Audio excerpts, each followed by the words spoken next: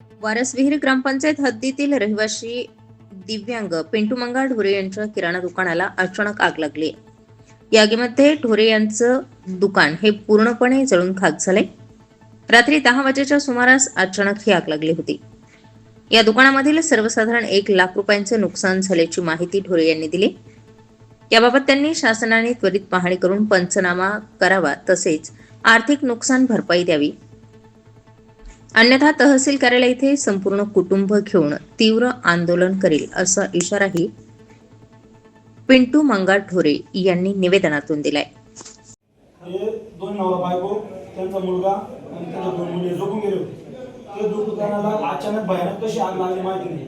सर्वसाधारण काल त्याने त्याचं कालच माल भरला, त्याची फ्रीजर जळून गेलं, त्याचं काउंटर जळून गेलं, त्या मांड्या जळून गेल्या, त्याचे अंडे काय असेल, त्यात किराणाचं साखर काय असेल, बेसन पीठ काय, पार्ले काय असतील, पूर्ण जळून खाक झालं.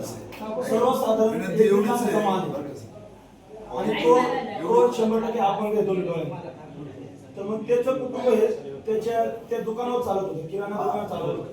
तो शेती धंदा काही करू शकत नाही. तर आमची हीच मागणी आहे तर त्याला शासन कडून काय त्याला मदत करता आली, पंचनामे करून तुमच्या स्तरावरती पंचनामे करून काय मदत करता आली त्याला त्वरित मदत करावी. आणि आता प्रवास संघटनेच्या माध्यमातून किंवा आदिवासी समाजाच्या माध्यमातून संघटनेकडून इथं तहसील कार्यालयावरती एक तर बिराड मोर्चा किंवा उपासमारीची वेळ आली म्हणून आंदोलन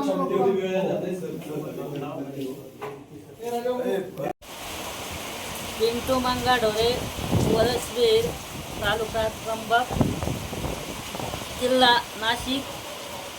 आपले दुकानावर रात्रीचे 10 वाजेला आग लागली. तहसील दादांनी आपले पंचनामा करण्यात यावा.